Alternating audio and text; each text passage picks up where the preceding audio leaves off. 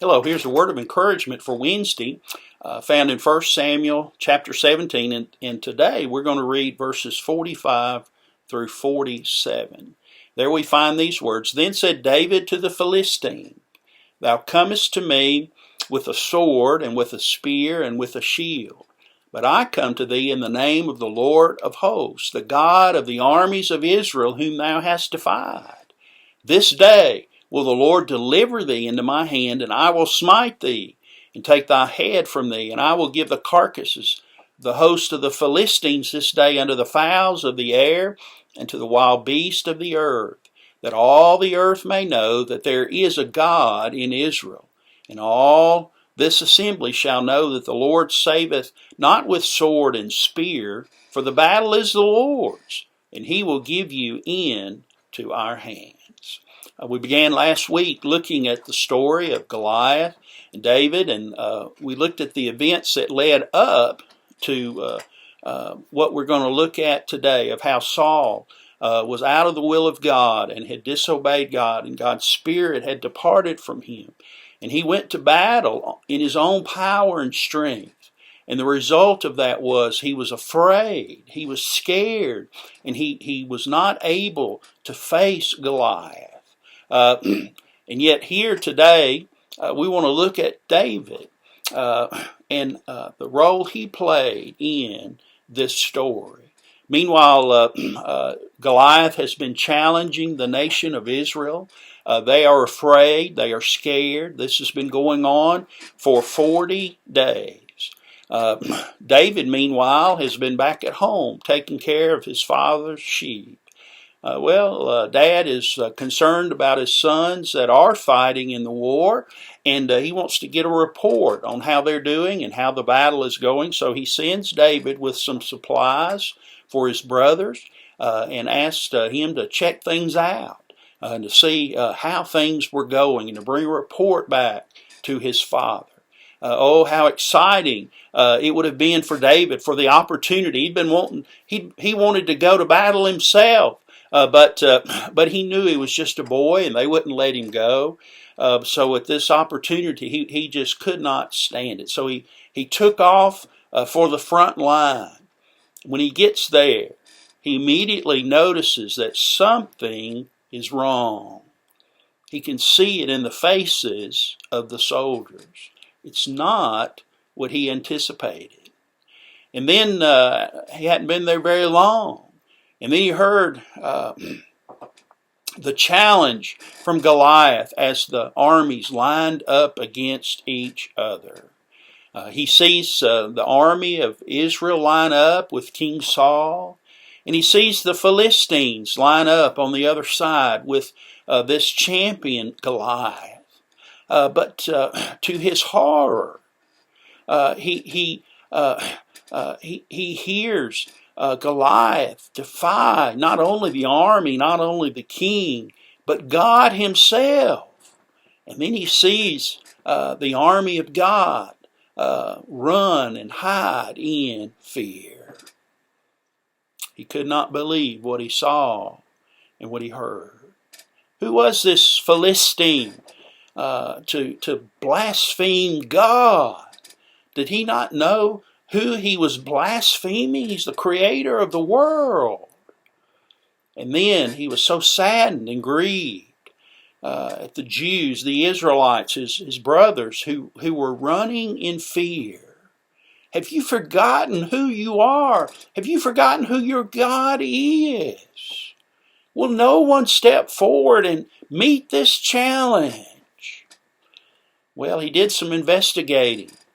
And he found out nobody was going to step forward. And this has been going on for 40 days. When he found that out, he said, I'll go. I'll gladly go. I'll go in the name of the Lord, and he will give me the victory. Well, word got to Saul real quick. Hey, there's a young fella. He says he'll go and meet the challenge. So Saul interviewed him, and then he was shocked. You're just a boy. You're just a lad.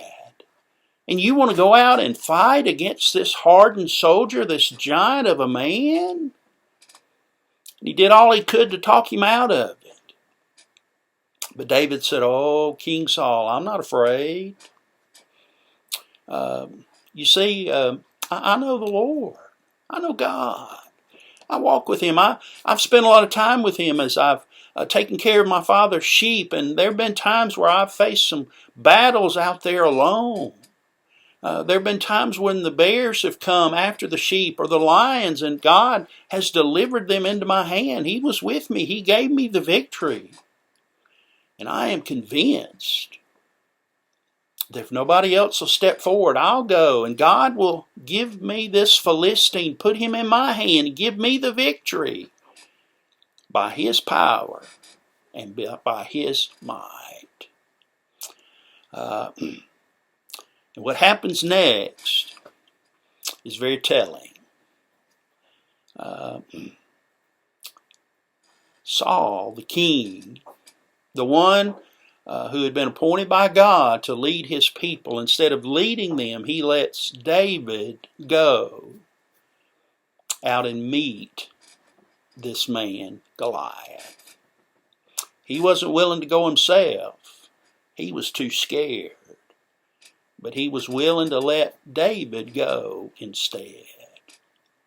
But David wasn't worried. David wasn't afraid because he understood what was going on. He understood this was not just a struggle between men, but this was an attack, an affront against God Himself.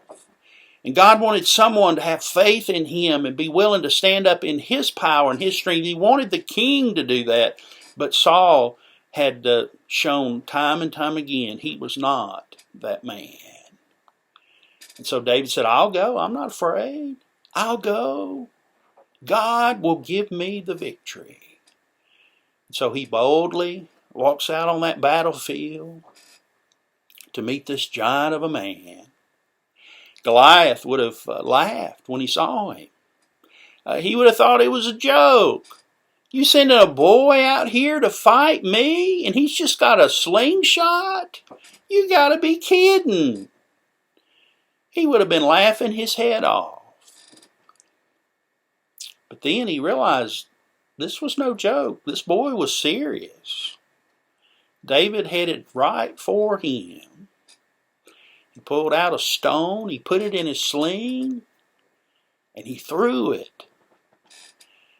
And it hit Goliath right between the eyes. And that was it. Goliath was dead. Not because of David, and not because of his superhuman strength or skill with a slingshot, but because of he had faith and God was with him, and God gave him the victory. We need to remember as we face these uncertain days and challenges in life, we need to remember who we are. We're the servants of the Lord. We're here to do His work. And He's with us. And He will empower us as we seek to serve Him. But we need to stay close to Him. We need to know Him. We need to walk with Him. We need to be led by His Spirit. If we'll do that, He will give us the victory. We've got to have faith. And we've got to be engaged in the work. And we've got to make sure that we do not allow our circumstances or the difficulties distract us from what God has called us to do. May God bless you today.